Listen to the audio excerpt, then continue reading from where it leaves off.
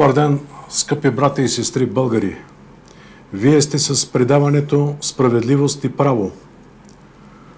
Това предаване ще бъде за социално значимите теми на българското общество и за вътрешната политика и международната политика, която се случва в Република България и извън страната.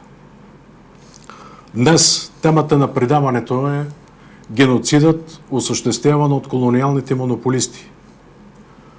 В продължение на 35 години, брати и сестри българи, върху българското население се осъществява най-зловещият геноцид след турското робство срещу българското население.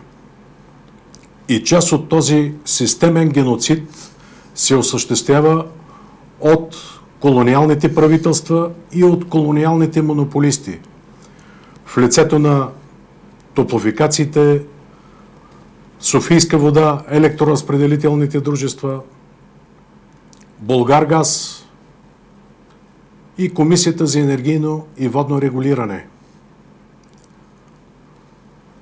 Днес ще засегнем тези социално значими теми, които са единствено в интерес на българските граждани, на целокупния ни народ и на българското население. В студиото на предаването е господин инженер Стефан Тошев, енергиен експерт, граждански активист, с който сме участвали в многобройни протести пред Комисията за енергийно и водно регулиране. Тази комисия за енергийно и водно регулиране, която е безконтролен орган, и тя е част от геноцида, който се осъществява върху нашето население. Никой не иска да осъществи контрол върху монополистите, върху Булгаргаз и Комисията за енергийно и водно регулиране. Съдилищата в Република България не осъществяват никакъв контрол. Прокуратурата не осъществява никакъв контрол.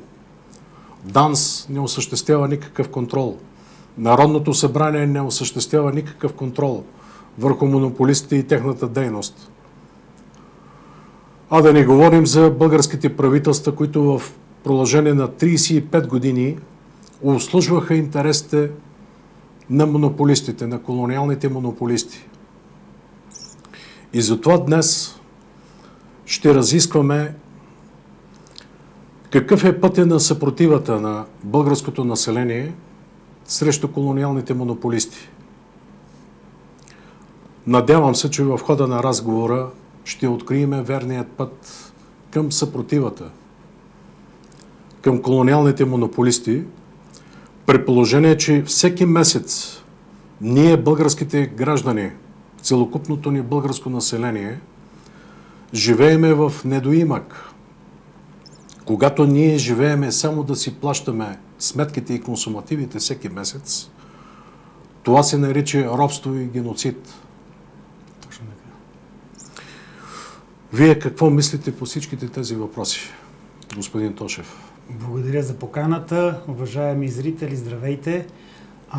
За мен е чест да бъда първи гост на това прекрасно ново предаване с адвокат Стефан Сталев, с който сме много добри приятели, съмишленици, съратници в много действия срещу организираните престъпни групи, които са и държавни организирани престъпни групи. Да, не само, че не осъществяват контрол КЕВР, Министерски съвет, полиция, съдилища и прокуратури, ДАНС. Последните организации са осигурили чадър даже на тази мафия. Топлофикационна и енергийна мафия и водна мафия. Вие знаете, че същите тези концесии, които са за дългогодишно, десетилетия наред ползване на българските природни богатства, техната експлоатация и съответно събирането на пари от българското население е дадена на тези фирмички от държавни, правителствени, овластени органи, от изпълнителната власт. Така че няма как те да не правят чадър върху себе си. тъй като естествено са получили съответните парични финикийски знаци в джобчето като процент и комисион, с който да си купат апартаменти. Нали, едно време Тодор Живков раздаваше апартаментите на нуждаещите се, но пък какво? Един баровец с 15 апартамента може да е нуждаещ се също и да иска да си купи 16 и 17 апартамент. Казвам го с малко хумор, разбира се, нали, но проблемът е изключително сериозен, изключително тежък, защото този геноцид, който се провежда върху нашето население на толкова десетилетия, абсолютно противоконституционен, абсолютно незаконен и така нататък, се осъществява с покровителството на съдилищата, които са собственост на монополите. Защо го казвам това нещо? Защото имам основания да го кажа. Защото съм се убедил в тази истина.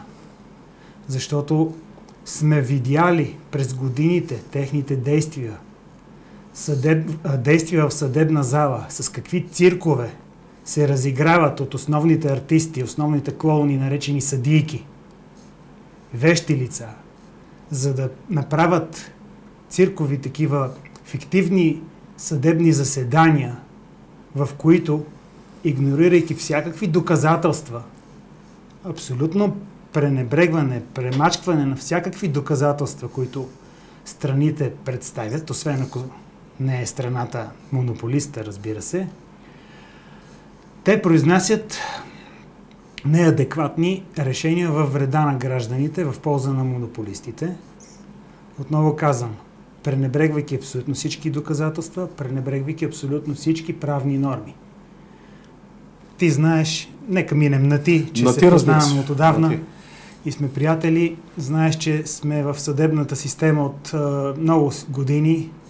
Макар да не съм професионален юрист, за тези 6-7 години имам повече часове в съдебна зала, отколкото сигурно 90% от завършилите юристи на Софийския университет и на останалите юридически факултети. Но масовото неспазване на основни принципи в Гражданско-процесуалния кодекс и в Административно-процесуалния кодекс от административните съдилища води до това, че имаме нищожно правосъдие. Ти можеш ли да ми кажеш, да ми дадеш пример? Кой съд спазва член 9 от Закона за съдебната власт, който регламентира случайния избор на съдия или на съдии от съдебен състав? Можем и така да го кажем, че всички съдилища в Република България работят за корпоративните интереси на монополистите. Точно така. Много са малко гражданите, физическите лица, които са печелили дела срещу монополистите. Това може да се случи единствено, ако успеете да убедите съдията с много железни аргументи, които обаче не са толкова във връзка с делото, а във връзка с кариерното израстване на самия съдия. Т.е. съдията да се почувства заплашен.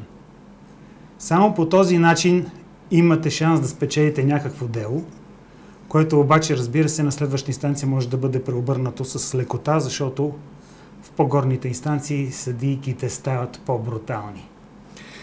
Съдилищата, още веднъж повтаряме, че те обслужват в мнозинството си интересите на монополистите, на колониалните монополисти. Точно така. Те много добре се грижат за техните интереси. Факт за Вместо това е българските съдилища да защитават правата и законните интереси на българските граждани, те защитават корпоративните интереси на колониалните монополисти. И сега да ги разгледаме. Топлофикация София. Всяко съдебно Според решение. вас, господин Тошев, всеки месец Топлофикация София в размер на колко милиона лева ограбва от джобовете на гражданите на град София и на потребителите на Топлофикация София? Много добър въпрос. Имаме прокурорска проверка от по-миналото десетилетие даже, която се разви по отношение на преписка, свързана с Валю Топлото и всичките директори и членове на борда на директорите на Топлофикация София, която е към 40 и няколко 50 страници. В тази преписка са разкрити престъпления на Топлофикация София за 4 години между 2002 и 2006 е извършено ограбване от 2,2 милиарда лева на населението. Това е по тогавашните цени. Предвид инфлацията от тогава до сега, многократно увеличените цени от ОПГ ДКЕВР, предвид това, че имаме продължаващо, многогодишно и прикрито от тогавашната власт и сегашната власт престъпление, в момента този грабеж продължава със скорост 1 милиард лева годишно, поне, защото тогава е било половин милиард, но сега цените са повече от удвоени. Тоест, можем спокойно да твърдим, без абсолютно никаква грешка, че грабежът е над 100 милиона лева всеки месец от българските граждани, от нашите родители, пенсионери. 100 милиона 100 лева. милиона Всеки лева месец, всеки месец. Безконтролната и престъпната Топлофикация София Точно така. ЕАД ограбва от джобовете на софиянци, от гражданите на град София, от Точно потребителите, 100 милиона лева. С помощта на техните съдилища. Понеже аз държа да говорим и за съдилищата, извинявай, нали, ако нещо нарушавам режима, искам да кажа следните две неща. Съдилищата не плащат топлинна енергия на Топлофикация. Както Топлофикация пък не си плащат държавните такси в пълен размер на съдилищата, когато завеждат дела срещу набедени жертви, т.е. абонати, в кавички. Защо са набедения за абонати? Защото масово в абонатните станции, така наречените абонатни станции, те не са узаконени, няма так 16. Масово, от порядъка на над 95%, Топлофикация София събира ДДС, но не издава фактури. Съответно, това ДДС не отива в НАП. Тук имаме ние отделни проверки правени. Многократни проверки имаме. Като граждани. По най-различни преписки, по най-различни казуси сме взимали и сме цитирали номера на така наречените фактури, които ги пишат веднъж като съобщения към фактури, които ги взимаме от съдебни дела, от искови молби, взимаме ги от съдебно-технически експертизи, не си ги изтискваме от пръстите и правиме проверка в НАП, където от НАП отговарят, че такива фактури не съществуват в правния мир, нито в финансовия мир. Те не съществуват в дневниците за продажбите, което означава, че всичките тези приходи от 100 милиона лева годишно и отгоре отиват по разни джобчета, а не влизат в държавната хазна, не влизат в държавния бюджет като данъци и не се отчитат като печалба в поредните 6-месечни доклади в ДКЕВР, където искат да им се вдига цената, да им се гарантира печалба, да им се гарантира минимум някакъв. И цените се увеличават и увеличават. Говориме за двойно и тройно счетоводство. Ето за това казах, че прокуратура и съдии правят чадър огромен на тази организирана престъпна група, защото тези факти ние сме ги дали на съдилищата. Дали сме ги и в прокуратурата. И не само тези факти. И всичките отговори, които получаваме, са или кретенско, дебилски, идиотски, без съществени мотиви, приказки от типа на Шехерезада и 1001 нощ, дето нямат нищо общо с реалността, с това, което сме дали като информация, или тотално се игнорират тези факти. Както казах, масово се прикриват и се скриват доказателствата, за да бъдат осъждани хората в полза на мафиотските фирми. И за Топлофикация София съдилищата не плащат парно. Министерствата не плащат парно. Посолствата не плащат парно. Там е безплатно. Ето сега идвам от една сграда, където топломер е свален. Извинявам се, че ви прекъсвам. Те са привилегировани. Те са супер привилегировани. Сега ще дойде зимата, разходете се в София покрай съдебната палата. Вие ще има ли една зала, където прозорците да не зеят отворено, поне един широко отворен прозорец във всяка стая. Явно там топлинната енергия е в прекалено големи излишества и за да не се стопът чиновете, мебелите, банките и хората, които влизат в така наречените съдебни заседания, се отварят по няколко прозореца в най-големите студове, за да може да се охлажда помещението.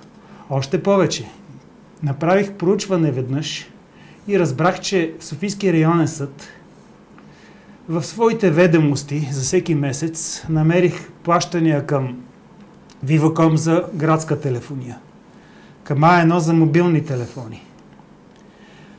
Има плащания за консумативи, хартия, мастила, тонери. Видяхме, че са плащали сметки за ток, но не видяхме да има сметки за студена вода и не видяхме да има сметки за парно и да знаете, вода. Топлофикация София ЕАД извършват ли, правят ли дарения на съдилищата? Правят. Да сте чули? Чувал съм, от няколко приятели съм чувал, че на съдиите се изплащат ДМС-та, допълнително материално стимулиране. Доста съдии са абонати на Топлофикация София, ЕАД, и там не знаеме все пак, нямаме достъп до техните лични сметки, защото не мога да кажа фактури, тъй като фактури и Топлофикация не издава на гражданите. От 440 хиляди абоната, 400 хиляди са физическите лица, т.е. домакинствата. Апартаментите, в които средно по двама човека, са 800 хиляди граждани, софиянци. За Топлофикация в София говорим, нали? Рекета става върху тези 800 хиляди човека, се събират едни пари, които са абсолютно безотчетни, които са определени по фалшиви методики и по фалшиви наредби. Тук ще споменеме и административните дела, които водиме срещу Министерство на енергетиката по отношение на фалшивата наредба за топлоснабдяване, която първата беше издадена 2000 или 99-та година ли беше, 2001 ли беше с влизането на Закона за енергетиката в сила. Това е формулата за грешната, незаконосъобразна формула за изчисление на топлоенергията в сградната инсталация на етажната собственост. Не само, да. Тя цялата методика е за... Разкажете на зрителите, на уважаемите зрители. Цялата методика за дялово разпределение, така наречено, е чрез един манипулируем електронен топломер, дистанционно манипулируем, към който има или антенка с радиопредавател, радиоприемник, т.е. радиостанция, или има оптичен интерфейс, така че безконтактно, без да се докосват пломбите на електромера и на топломера, то е едно и също, защото и електромерите са същата история. И за тях ще споменем, ако остане малко време, с няколко думи. Фактически се получава много лесно да се манипулират тези уреди дистанционно, както през интернет вие може да си управлявате в къщи климатик. Същата работа.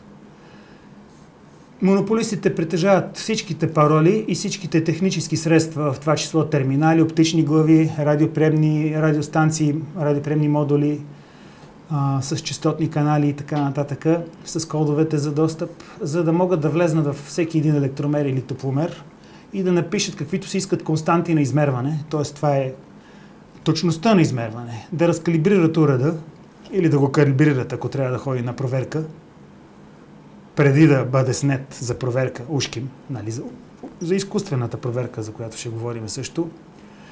А също така могат и, както да четат данните, така могат и да пишат в регистрите на тези уреди. Тоест, ти си изхарчил 10 киловата, киловат-часа, айде да кажем инженерно, обаче съответният инкасатор или съответният оператор му е казано, поне 50 трябва да, за да гарантираме минимален average revenue per user, или както се казваше, нали, такава прогнозируема печалба. Извинявай, че те прекъсвам. Колко според теб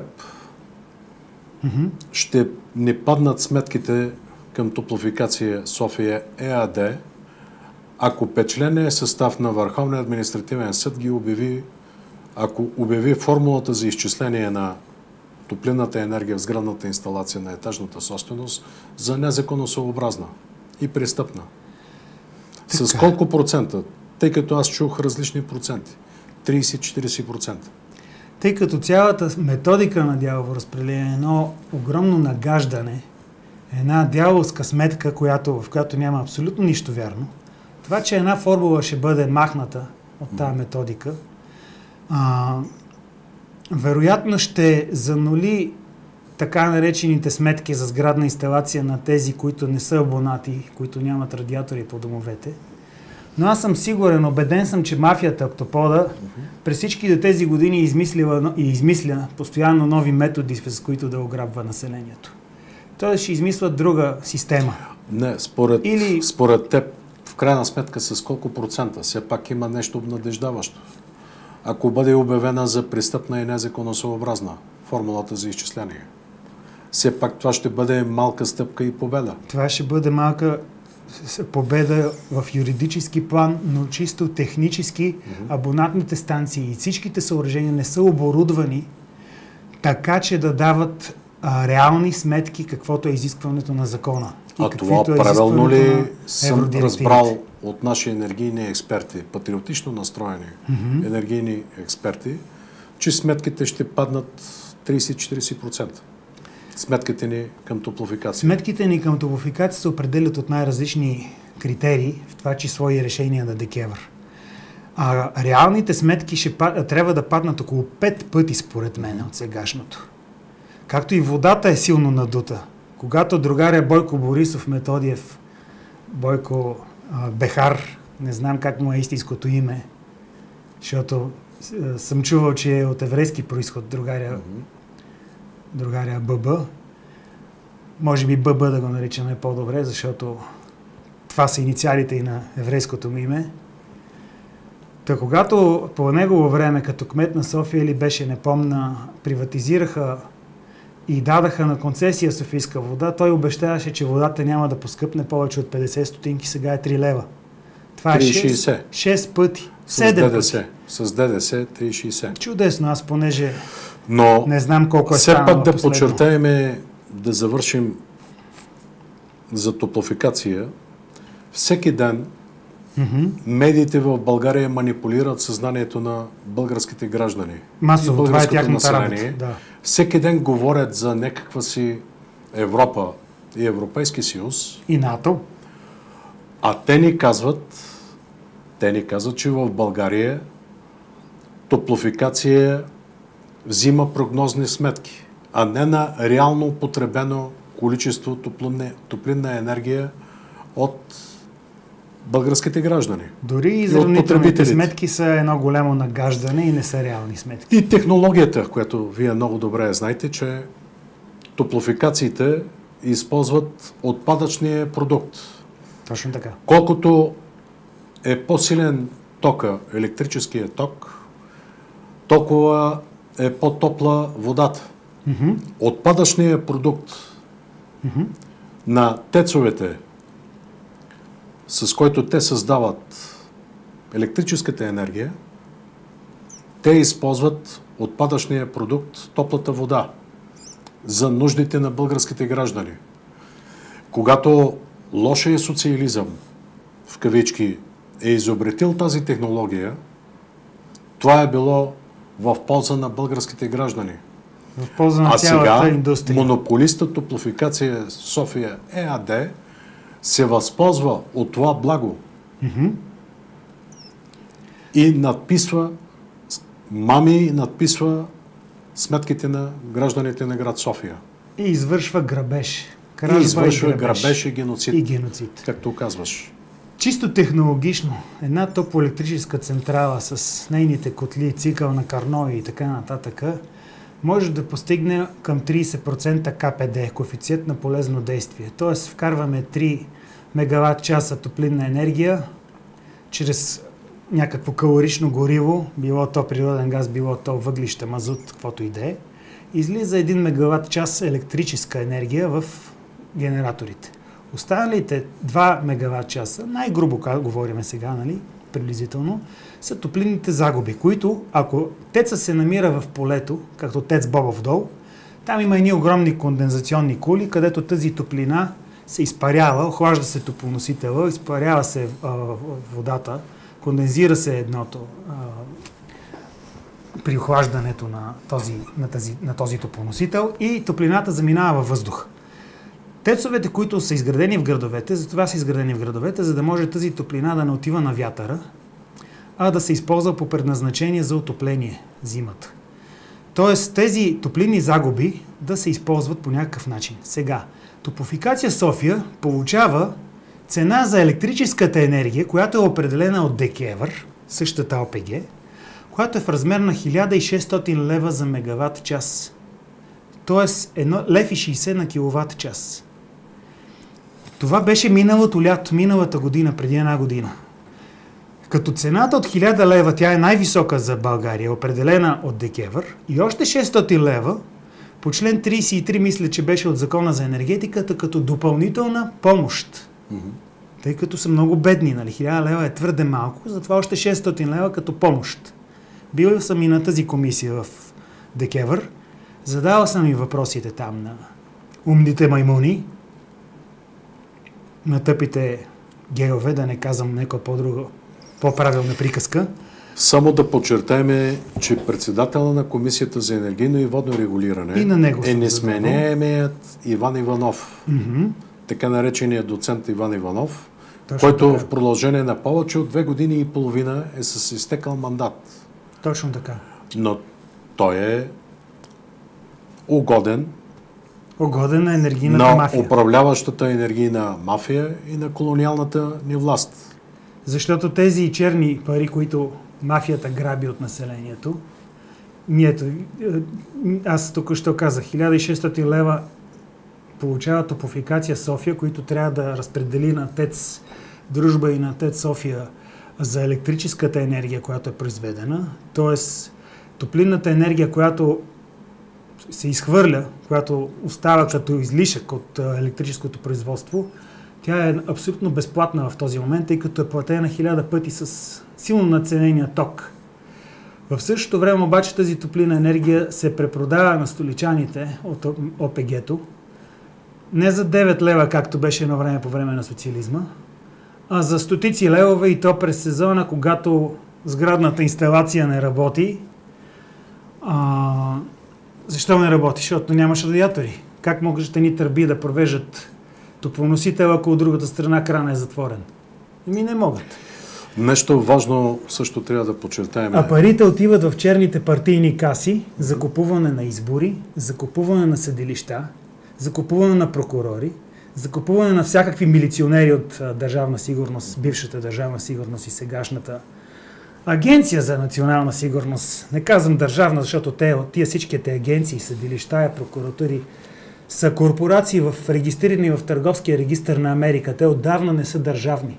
Всички съдилища, всички прокуратури, всички комисии, всички агенции, всички общини, всички министерства. Остана ли държава? Всички банки, почти, медиите, БНР, БНТ, повечето политически партии от големите, са регистрирани като корпорации в Търговския регистър на Америка. В това число и Конституционния съд. В това число и ДАНС. Това е интересна теза. Да. Но проверено е. Но да подчертаем, всеки може да го провери. Тъй като българското население има склонността да забравя. Сега ще им припомним един много ясен факт. Действието се развива на националния празник на Република България 3 март 2020 година. Рано сутринта тогавашният министър-председател Бойко Борисов, заедно с изпълнителния директор на Булгаргаз, какво излъгаха българското население? Че са сключили споразумение с Газпром. Точно така, помня го това нещо. За намаляване на цената на газа с 40%. Ретроактивно. Така. И Бойко Борисов каза, подчерта, че за 7-8 месеца назад във времето трябва да бъдат коригирани сметките на столичната Топлофикация София ЕАД. Сметките на потребителите на топлинна енергия в град София трябваше да паднат с 40% за 7-8 месеца. А това не се случи. Защо не се случи? Както винаги. Според теб, защо не се случи? Да, както винаги, голословни приказки, голословни извинения за пред гражданите, поредния театър, който се разиграва, Ние сега ще го кажем по новините, защото е гореща тема. След 3 дни ще се забрави темата. Ще пуснем нещо за другаря Пеевски, за другаря Доган, за другаря Ковачки или за някой друг. После ще пуснем нещо друго. И така полека-лека ще забравят на гражданите за сметките. Ще пуснем нещо за гей пропагандата, за ЛГБТ или какви беха там тия ненормалници. И всекакви такива циркове ще създадеме. Няма политическа воля. Няма воля. Гражданите, уважаемите зрители, уважаемите брати и сестри българи, следва да знаят, че няма политическа воля. Единствената политическа воля парламента, в е да Народното продължава събрание. грабежа. Те нямат политическа воля да говорят и да се справят с социално значимите проблеми Те не желаят на българските граждани. да се занимават с проблемите на народа, тъй като са колониална власт, те изпълняват чуждите поръчки за депопулация на населението. Точно за това е и тази джендър пропаганда, за която от време на време споменавам, защото сега наскоро пак имаше разни хитове по медиите. Да преминем към следващата тема – Софийска вода. Далечната 2000-та година се сключва престъпната Концесията, да. между Столична община и френската фирма Виолия. Столична община има със собствен дял 22,9%. Столична община участва с дял. Да. С Софийска вода в концесията. С Веолия, да. И как ще могат изобщо зрителите да коментират този факт, че от 2000-та година до настоящият момент Софийска вода не е изплащала нито лев дивиденд на Столична община. Единственото, което вероятно се това са милиони левове. Да. Това са милиони левове. Да. При положение, че последните години Софийска вода АД е реализирала примерно печалби по 204 милиона лева. Печалби. А от тези печалби 204 милиона няма никакъв дивиденд. Точно така. За Столична община. Каква е причината според теб и защо Престъпната комисия за енергийно и водно регулиране, рекетиране, да, правилно казваш, определя 17% гарантирана печалба за Софийска вода? Тъй като живееме в демокрация и пазарна икономика, пак да подчертаеме, демократичното разпределение на благата в пазара, в пазарната икономика, задължават тези комисии да гарантират печалба на разни такива престъпни дружества, за да може съответните престъпни техни шефове да имат гарантиран луксозен живот. Дивидендът, който не е изплатен на Столична община или на българската държава, е изплатен под друга форма в джобчетата на съответните длъжностни лица от Столична община, от ДКЕВР и министрите на благоустройство, развитие и така нататък, нали, министерствата на... Тоест, под една или друга форма тези пари са отишли за подкупи, т.е. за корупция. Казахме, че тези министерства са си корпорации. Ясно е, че търговията с вода е една от печелившите, най-печелившите в света. Тя е по-печеливша от търговията с оръжие и търговията с наркотици. Ще ви дам простичък пример. Водата, която Софийска вода купува от българската държава, от язовир Искър, се закупува на 0,1 или беше 0,01 стотинки. Да. Разбирате, че е разлика от 0,09 стотинки не е кой знае каква голяма, нали? Но да кажем 0,1 стотинки. Да вземе по-неизгодния вариант за нашата сметка. Да се продава на 3 лева, 3,60 на гражданите като крайна цена. На кубичен метър. На кубически метър, да, говорим за кубически метър. Това означава, че цената се е увеличила, така имаме 300 пъти в една стотинка 3 лева. 360 лева са 360 стотинки. По 0,1 означава 3600 пъти. Тоест, цената на водата от планината до София се увеличила 3600 пъти. Ако го смятаме в проценти, защото и такива статистики се правят, трябва да турим още 2 нули. Става 360 000%. Сами разбирате... Това се нарича, извинявам се, че те прекъсвам, вълчи капитализъм. Не само. Това е безчовечно общество. Да. Тази норма на печалба... Да има такава гарантирана печалба в размер на 17%. Гарантирана печалба от Престъпната комисия за енергийно и водно регулиране. Не се знае тия 17% дали са 17%. Да, така е. Защото Световната банда беше казала, че цената на водата трябва да бъде определена от социалната поносимост. Не от някакъв материален интерес, от някакви сметки, количествено-стойностни сметки, които да покажат труд, амортизация, електроенергия за помпи, за филтрация, за съоръжения, режийни, а за това доколко хората ще търпат. Този термин социална поносимост означава точно това. До кога хората ще търпат да си седат вкъщи преди да излезнат с тоягите или с калашниците и да ги разстрелят и да ги направят на кайма на жълтите павета. Това е социалната поносимост в една цена. Това е единствения, не е основен, а единственият ценообразуващ елемент, който Държавната комисия за енергийно и водно рекетиране използва, за да определи как да се ограбва населението. Загубите по водопроводната мрежа се начисляват върху сметките на потребителите. Това трябва да го подчертаем. Така е. Сега загубите са 40 до 60%. И това не знаем. А те са казвали преди няколко години Софийска вода, че загубите трябва да бъдат до 33%. А сега се оказва, че са 60%. И всичко това се начислява върху сметките ни. Да. Това е извинението.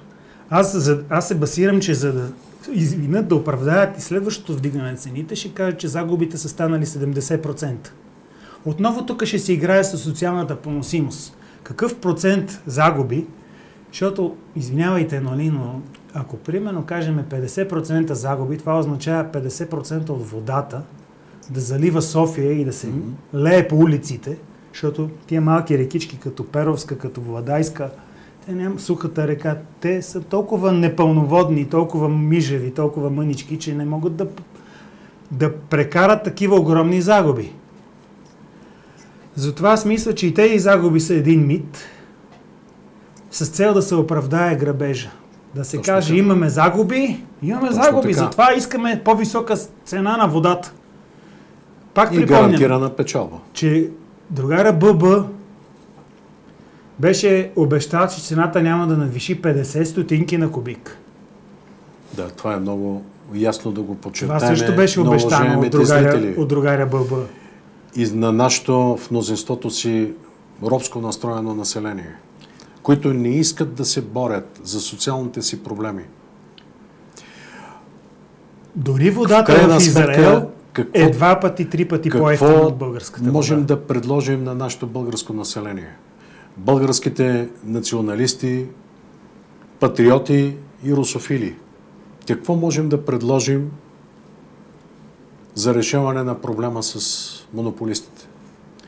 Трябва да се реши въпроса кардинално с всички монополисти, както ти казваш, и естествено да се премахне, да се ликвидира техния чадър, техната шапка отгоре.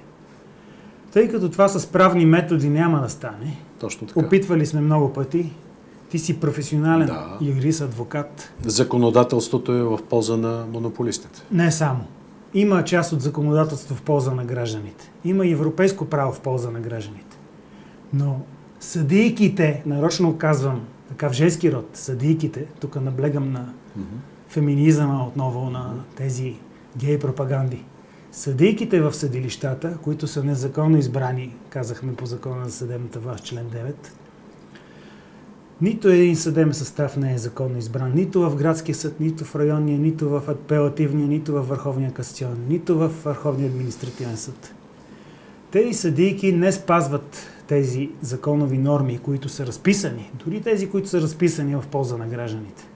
А има такива, не е да няма. За реално потребление. За реално потребление, за реални сметки. След като те процесуално нарушават масово Гражданско-процесуалния кодекс и Административно-процесуалния кодекс, какво остава за това да спазват материалния закон? Те газат масово правния закон, как да приложат правилно материалния закон. А не следва ли да национализираме? Ако ние дойдеме на власт, българските националисти, патриоти и русофили, да национализираме. Трябва да национализираме съдилищата. Монополисти. Трябва да национализираме съдилищата. Оттам по съдебен път ще национализираме и монополистите. По съдебен път ще вкараме всички престъпници в затвора. Те са около 50-60 хиляди. Можем да направим и списъци. Поименни списъци. Ще извадим и домашните адреси на тези престъпници. Както беше казал нашия другара Сталин, всеки проблем си има 3 имена, телефон и адрес. И ЕГН, нали, може да добавим. А какво можем да предложим в настоящия момент за топлофикация? Топлофикация, това е моята гледна точка. Да.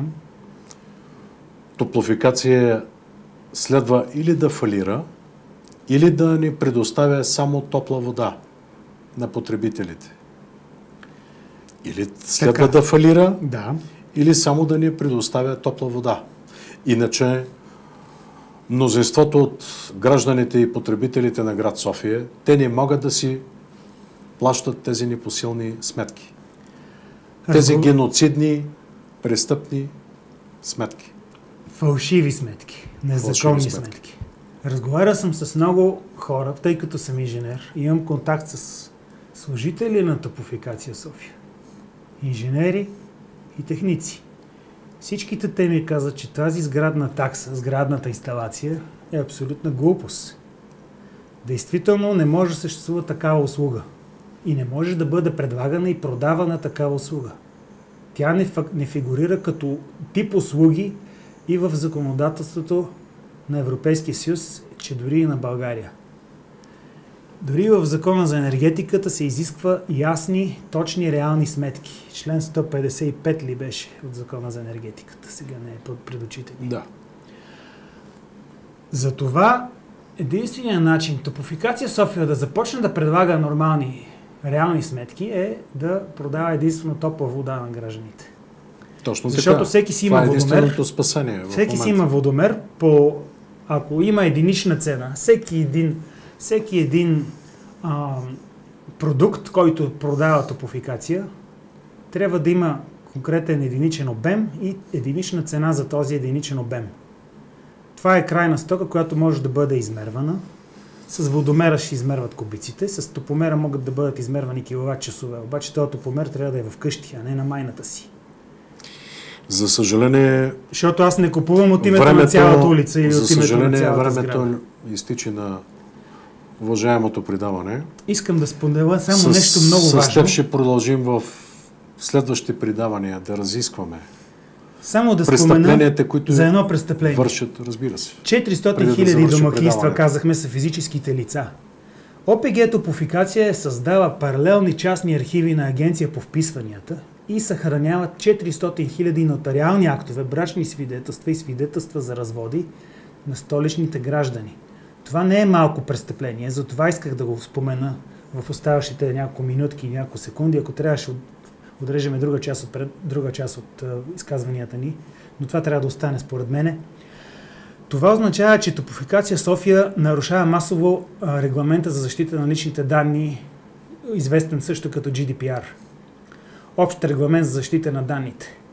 Както и Закон за защита на личните данни. Пускали се много становища в Комисията за защита на личните данни, която е с изтекал мандат от преди 5 години. Април месец 2019 година изтече мандата на Венцислав Караджов, председател на тази комисия. Това е един много смешен юрист и всичките там членове на тази комисия. Въпреки всичко, този председател Караджов е абонат на Топлофикация в 2 свои имота. Тоест, разбираш за какво говориме. Ще донеса документи, просто днеска не можах да подготвя всичките бумаги, тъй като мога тонове хартия да донеса, може и електронно да ги изпрата.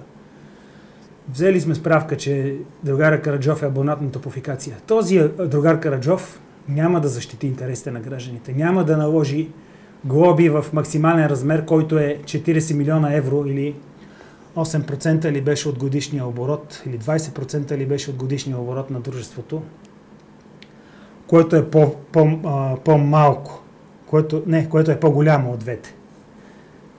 Мисля, че беше параграф или член 80 и нещо в GDPR-а. Така че защита от тази корпорация КЗЛД, Комисия за защита на личните данни, не можем също да очакваме. Между другото, на 4 септември имам преписка в тази комисия срещу един смешен съдия от Софийския районен съд. Заповядайте. Ще бъде интересно, тъй като на съдията съм употребил няколко елементи без нотариалния му акт. Не съм прилагал неговия нотариален акт, въпреки че моят нотариален акт е в едно дело там. Съдията за моя нотариален акт си мълчи, но понеже съм употребил неговото ЕГН и съм цитирал номера на имотната партида и номера на нотариалния му акт, той се е оплашил и се е ядосал и ангажира вниманието на председателя на Софийския районен съд и на инспектората на Висшия съдебен съвет по отношение на това дали може да заличи в моя частна жалба и сигнал до прокуратурата тези негови лични данни. Все едно ти да извършиш престъпление, аз да подам сигнал срещу теб в прокуратурата и ти да се оплачеш, че съм използвал твоите 3 имена, ЕГН и съм се оплакал срещу тебе. Тоест, нали, подсъдимия или това е добър завършек на предаването. Тъй, че за съжаление трябва да приключим. Да. Ще разискваме в следващите предавания подробно дейността на престъпните колониални монополисти. Имаме толкова теми. Уважаеми брати и сестри българи, вземете собствената си съдба в собствените си ръце. Ако не го направите това, историята ще започне да пише кончината на свещеното ни отечество. Историята ще започне да пише върху надгробният камък над скъпото ни отечество. Трябва да ликвидираме престъпните групировки и техните шапки, защото ако ние не ликвидираме тях, те ликвидират нас. За момента, за тия 35 години България намалява с 3 милиона човека. Това осъществява тотално и несъмнено глава апартейт и геноцид от наказателния кодекс. Тези престъпници са си заслужили присъдите, които трябва да бъдат произнесени от независим български съд. Български, не чужд, не корпорация американска, а съд съставен от български граждани, от честни юристи, от честни граждани, дори ако трябва и да бъде и арбитражен съд. Тези престъпници трябва да бъдат ликвидирани по един или друг начин. Това трябва да бъде един нов народен съд, който да вземе властта в свои ръце и по правен способ да избави българския народ от колониалното робство, в което сме въвлечени. Благодаря ти. И аз ти благодаря.